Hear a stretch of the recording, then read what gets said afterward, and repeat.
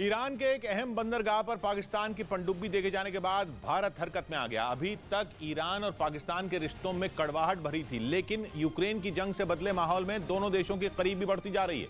इस करीबी का सबूत पेश करती एक सैटेलाइट तस्वीर भी सामने आई, जिसमें पाकिस्तान की नौसेना की पनडुब्बी कुछ घंटे नहीं बल्कि कई दिनों तक ईरान के बंदर अब्बास बंदरगाह पर खड़ी देखी गई। ईरान का बंदर अब्बास बंदरगाह स्ट्रेट ऑफ हॉर्मूज पर है और स्ट्रेट ऑफ हॉर्मूज अंतर्राष्ट्रीय व्यापार का बेहद अहम रूट है।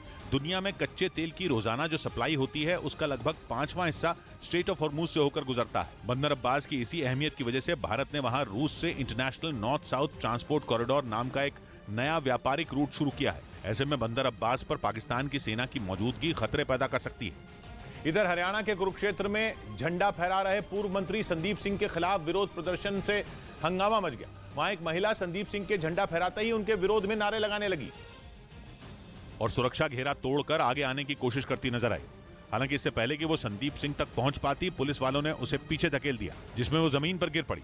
जानकारी के मुताबिक हंगामा करने वाली महिला का नाम सोनिया दुहन है और वो एनसीपी के छात्र संगठन की अध्यक्ष है। हर जगह पे इसका विरोध करूंगी। सोनिया ने आरोप लगाया कि संदीप सिंह पर एक महिला खिलाड़ी से छेड़छाड़ का इल्जाम है और ऐसी स्थिति में उन्हें राष्ट्र ध्वज फहराने की इजाजत नहीं मिलनी चाहिए। इस पर पुलिस उन्हें बुरी तरह घसीटती हुई कार की तरफ ले गई और हंगामा करने के आरोप में उन्हें गिरफ्तार कर लिया। हालांकि कुछ देर बाद भारी विरोध की वजह से पुलिस को उन्हें छोड़ना पड़ा। उधर न्यूजीलैंड के खिलाफ 3 मैचों की T20 सीरीज से पहले भारतीय क्रिकेट टीम के लिए एक बुरी खबर सामने आई। बल्लेबाज ऋतुराज गायकवाड़ चोट की वजह से सीरीज से बाहर हो गए, जिसे टीम इंडिया के लिए बड़ा झटका माना जा रहा है।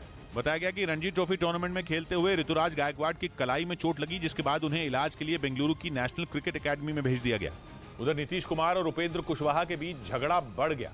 उपेंद्र कुशवाहा के नीतीश को कमजोर कहने के बाद तो बात हद से ज्यादा बढ़ गई, क्योंकि नीतीश भड़क गए। उन्होंने साफ कर दिया कि उपेंद्र कुशवाहा के पार्टी में रहने या नहीं रहने से उन्हें फर्क नहीं पड़ता, जिसके बाद कुशवाहा ने ट्वीट किया और लिखा कि वो अपना हिस्सा छोड़कर नहीं जाएंगे।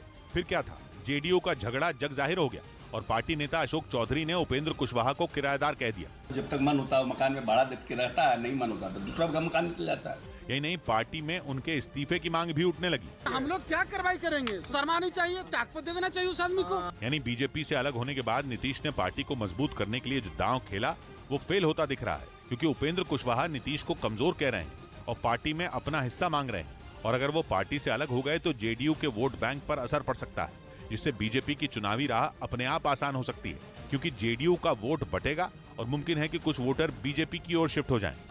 इस बीच फिल्म पठान के विरोध के दौरान आपत्तिजनक नारेबाजी के मामले में पुलिस ने मध्य प्रदेश के इंदौर में 4 लोगों को गिरफ्तार कर लिया। आरोप है कि बजरंग दल से जुड़े इन लोगों ने एक दिन पहले शहर के एक सिनेमाघर के बाहर जुटकर पठान फिल्म का विरोध तो किया है, साथ ही उन्होंने आपत्तिजनक नारेबाजी भी की थी, जिसके बाद मुस्लिम समुदाय के लोग बड़ी संख्या में शहर के एक पुलिस स्टेशन के बाहर जुट गए और आपत्तिजनक नारेबाजी करने वाले लोगों के खिलाफ कार्रवाई की मांग की।